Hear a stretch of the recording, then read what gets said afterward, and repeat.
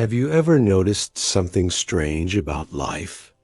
Two people start from the same place, with the same background, the same struggles, and the same opportunities.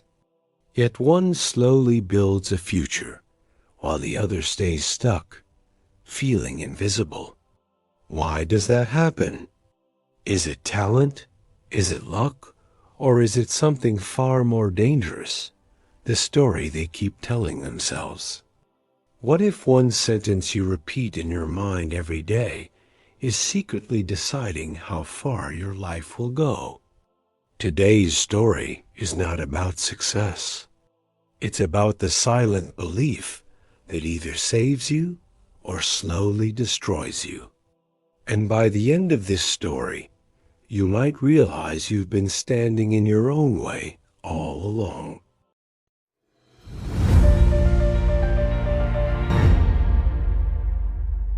In a quiet town where mornings arrived slowly and dreams even slower, lived a young man named Ayaan.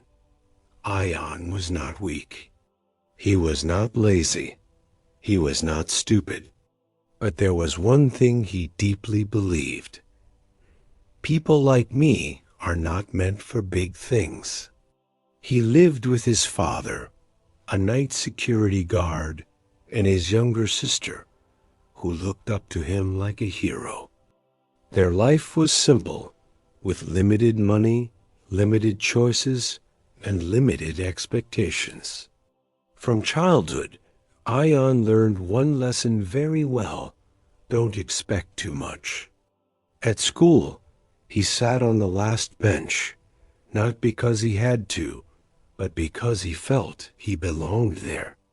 Whenever teachers asked questions, Ayaan knew some answers, but his hand never went up. What if I'm wrong? What if people laugh? In his class was another boy named Rohan, confident, bold, always speaking without fear. Teachers praised him. Students followed him. Slowly, without realizing it, Ayaan created a rule inside his mind. Leaders are born like Rohan, and followers are people like me. And once that rule was written, his life started following it. Years passed. Rohan moved to the city for higher studies. Ayaan stayed back, working in a small printing shop, designing posters, printing certificates, and watching others move forward. Every night, Ayaan stood on the balcony, listening to distant city sounds, asking himself one quiet question: is this all my life will ever be? One afternoon, a customer walked into the shop and asked Ayaan to print posters for a public speaking competition. The title caught his eye: Your Voice Matters. Open stage for everyone. Open for everyone. Ayaan stared at those words for a long time. He had never spoken on a stage, never shared his thoughts, never believed his voice mattered. But something inside him whispered, if not now, then when? That evening, Ayaan filled out the registration form. His hands shook. His mind screamed excuses. You'll embarrass yourself. You're not made for this. People like you don't speak on stages. But he pressed submit anyway. The first practice day was painful. His voice cracked. His words stumbled. People smiled politely. Some looked bored. That old belief returned, see, this isn't for you.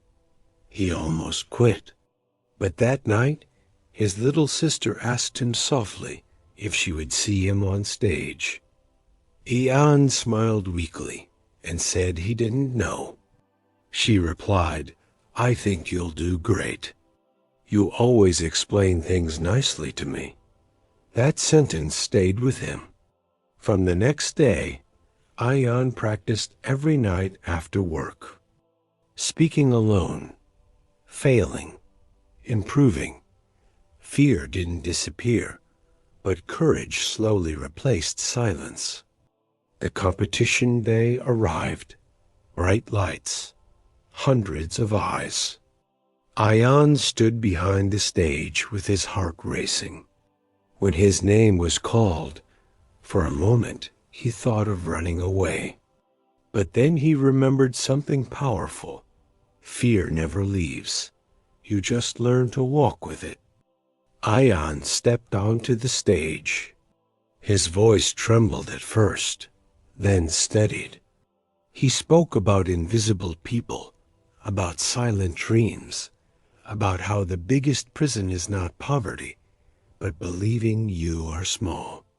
When he finished, the hall was quiet, and then came applause. Not loud, not wild, but real. Ayaan didn't win first prize. He didn't become famous overnight. But something far more important happened. For the first time in his life, he stopped seeing himself as ordinary. In the months that followed, Ayaan applied for better opportunities. He started speaking at small events, helping others find confidence, not because he became fearless, but because he finally changed the story in his head. He learned one truth. Your life doesn't change when circumstances change. It changes the moment you stop underestimating yourself. Most people are not failing because they lack ability. They are failing because they believe the wrong story about themselves.